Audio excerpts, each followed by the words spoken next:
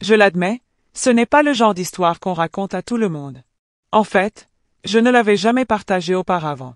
Mais il y a des moments dans la vie où garder un secret devient trop lourd, et aujourd'hui, je sens que je peux le faire. Cette histoire remonte à l'été où ma meilleure amie de l'époque, Anna, et moi étions inséparables. Nous avions toujours été proches, depuis le lycée. Pas comme les autres. Enfin, c'est ce que nous aimions croire. Nous étions différentes. Nous parlions de tout, même de sujets que d'autres auraient évités.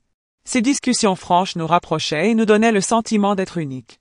À 22 ans, nous étions toutes deux revenues dans notre petite ville après des études supérieures qui n'avaient pas fonctionné comme prévu. La vie semblait terne, sans direction. Cet été-là, nous passions nos journées dans mon jardin, à discuter de tout et de rien, une bière à la main, entourés par la chaleur de cette vie simple. Le soleil frappait fort cet été-là, un contraste criant avec la torpeur qui semblait imprégner notre quotidien. Notre petite ville, bien qu'accueillante, était devenue une sorte de prison invisible. Les mêmes visages, les mêmes histoires, les mêmes rues usées par le temps. Tout cela pesait sur nous, et nous cherchions désespérément quelque chose de différent, quelque chose qui nous rappellerait que nous étions encore vivantes. Anna, avec son esprit curieux et son goût pour l'inattendu, trouvait toujours des moyens de pimenter nos journées. Ce jour-là, nous étions allongés sur l'herbe, le berger allemand de ma famille, Max, paresseusement allongé à nos côtés. Le ciel était dégagé, et les cigales chantaient à l'unisson. Nous parlions de rêves, d'horizons lointains, et des vies que nous pensions mériter. Anna, fidèle à elle-même, proposa une idée qui m'a fait sourire. Et si on partait cette nuit? Juste nous deux et Max. Une escapade. Rien de fou. Marcher un peu, sentir le vent sur nos visages et voir où cela nous mène. C'était typiquement Anna, toujours prête à échapper à la routine. L'idée était séduisante, simple, mais pleine de promesses. Alors, une fois la nuit tombée, nous avons emporté quelques affaires, des lampes, des couvertures, et un thermos de café.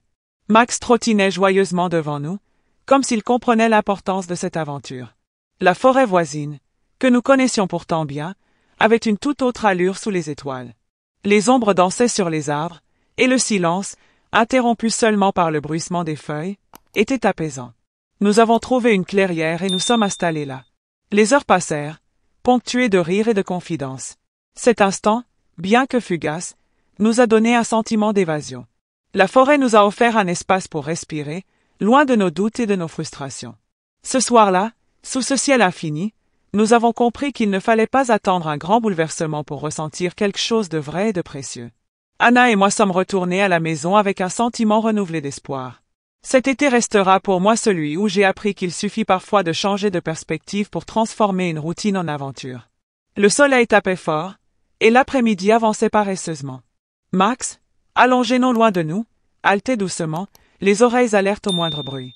Anna et moi parlions de tout et de rien, nos voix se mêlant au chant des oiseaux et au bruissement du vent dans les feuilles. Mais, ce jour-là, la conversation a pris une tournure différente. « Tu te rappelles cette vieille maison abandonnée près du lac ?» demanda Anna en jouant distraitement avec un brin d'herbe. Je hochai la tête. Bien sûr que je m'en souvenais. C'était un endroit mystérieux que les enfants du coin évitaient, alimentant les rumeurs sur une vieille femme qui y aurait vécu seule, entourée de légendes étranges. Certains disaient qu'elle pratiquait la magie, d'autres qu'elle n'était qu'une pauvre âme recluse. J'ai toujours voulu y aller, continua Anna, un sourire malicieux sur le visage. Pas toi? Je laissai échapper un petit rire nerveux. Peut-être, mais ça fait longtemps que personne n'y a mis les pieds. C'est sûrement juste une ruine maintenant. Et si on allait voir? Lança-t-elle, les yeux pétillants d'excitation. Je savais où elle voulait en venir. Anna adorait ce genre de défi, des aventures spontanées qui nous tiraient de notre routine. Son enthousiasme était contagieux, et, malgré ma réticence initiale, je me surpris à hocher la tête. Nous avons préparé quelques affaires, une lampe de poche, une vieille carte pour retrouver le chemin, et, bien sûr, Max, qui semblait toujours partant pour l'aventure. En fin d'après-midi, nous nous sommes mis en route. La vieille maison était située à l'orée de la forêt, près du lac qui servait autrefois de lieu de baignade aux habitants du village. La marche à travers les sentiers boisés était apaisante, presque méditative. Anna bavardait joyeusement, spéculant sur ce que nous pourrions découvrir. Max trottinait devant nous, sa queue remuant comme un métronome. Lorsque nous avons finalement aperçu la maison au loin, mon souffle s'est coupé. Elle était encore debout, bien que le temps et la nature aient laissé leur marque. Les murs étaient recouverts de lierre, et les fenêtres brisées ressemblaient à des yeux fatigués. Une étrange atmosphère régnait autour de l'endroit, mais Anna, intrépide, avançait déjà. « Tu viens ou quoi » lança-t-elle en se retournant vers moi. En franchissant la vieille clôture, un frisson me parcourut. La porte grinça lorsque nous l'ouvrîmes, révélant un intérieur poussiéreux et désordonné. Des meubles anciens, des objets éparpillés, et des traces de vie passée nous entouraient. Pourtant, quelque chose semblait récent.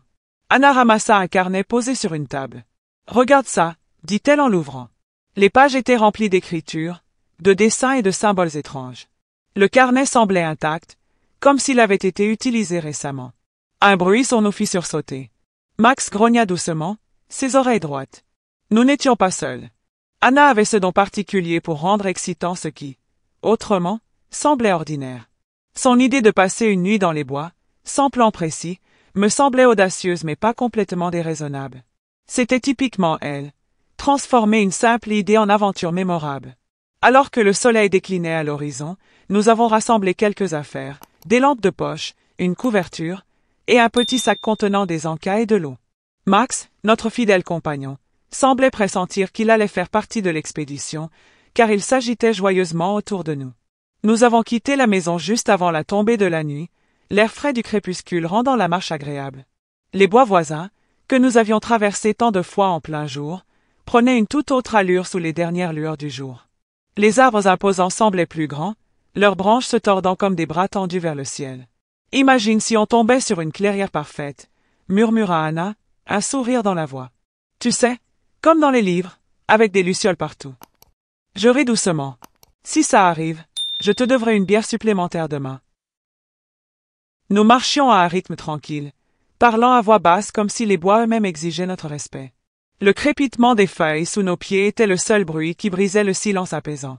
Max, fidèle à lui-même, restait à quelques pas devant nous, son museau flairant les nouvelles odeurs du sol.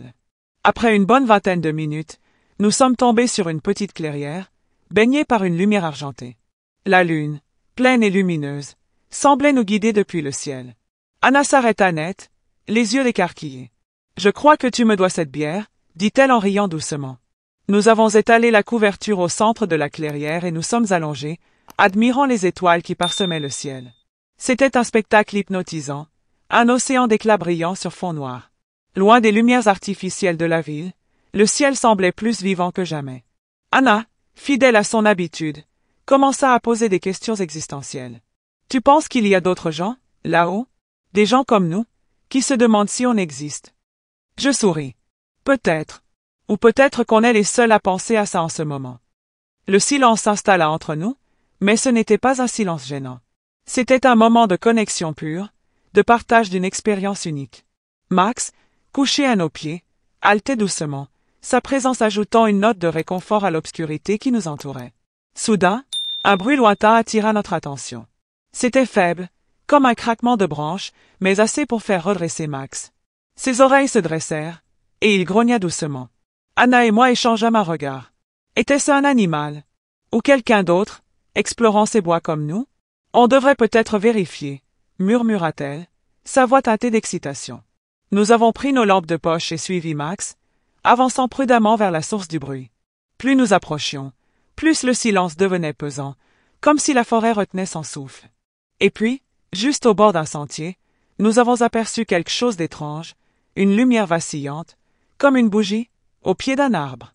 Anna me serra le bras, ses yeux brillants d'une curiosité nerveuse. « Tu crois qu'on a trouvé un campement ?» chuchota-t-elle. Mais ce que nous découvrîmes ensuite était bien plus surprenant que tout ce que nous aurions pu imaginer. Après avoir découvert cette étrange lumière dans la forêt, nos pas devinrent plus prudents. La lumière vacillante, dissimulée derrière un buisson touffu, semblait presque irréelle. Nous avons échangé un regard, une étincelle d'excitation dans les yeux d'Anna. « C'est peut-être juste un feu de camp, murmura-t-elle, mais son ton trahissait une curiosité bien plus grande. » Max, toujours vigilant, se tenait un peu plus près de nous, ses oreilles pointées en avant, captant chaque bruit. Nous avons avancé lentement, chaque pas résonnant dans la quiétude nocturne, jusqu'à ce que la lumière soit assez proche pour que nous puissions l'observer de plus près. C'était une petite flamme, dans un verre de lanterne à huile, posée sur un rocher au milieu de la forêt. Autour, il n'y avait aucune trace de campement, aucune marque de passage. La lumière flottait presque de manière surnaturelle, comme si elle était là pour nous guider. Qui pourrait avoir installé ça ici? Chuchotai-je, me demandant si nous n'avions pas trouvé une sorte de rituel abandonné. Anna se pencha, fascinée, vers la lanterne. Peut-être qu'on est les premiers à la voir. Elle éclata de rire, mais il y avait quelque chose d'un peu nerveux dans sa voix. Nous sommes restés là, observant la lumière, un étrange sentiment d'inconfort envahissant lentement l'atmosphère. C'était comme si cette flamme nous observait en retour, nous poussant à franchir une frontière invisible. Max, quant à lui, renifla le sol autour du rocher, aboyant de temps en temps comme pour avertir de quelque chose que nous ne pouvions pas voir. Il nous tira brusquement hors de notre contemplation lorsque ses aboiements devinrent plus insistants. « Qu'est-ce qu'il y a, Max ?» Anna s'accroupit, tentant de calmer le chien. Mais au moment où elle se pencha, un bruit sourd résonna dans l'obscurité de la forêt, comme un craquement de branches, puis un souffle lourd, presque humain. Mon cœur s'emballa. Nous n'étions plus seuls. « Anna !» murmurai-je, l'appréhension me saisissant. Nous avions traversé cette forêt maintes fois pendant la journée, mais jamais la nuit. Nous avions pris cette escapade pour échapper à la monotonie de la vie, mais à cet instant précis, l'excitation s'était muée en une peur palpable. Anna, qui semblait aussi sur ses gardes, se redressa lentement. « Reste calme, dit-elle, sa voix tremblante d'une nervosité que je n'avais jamais perçue chez elle auparavant. Nous restâmes là, comme paralysés, écoutant le souffle lourd qui semblait se rapprocher. Max grogna, et sans prévenir, il s'élança vers le bruit. C'était à ce moment-là que la lumière vacillante s'éteignit brusquement. La forêt retomba dans le silence complet. C'était comme si tout s'était figé.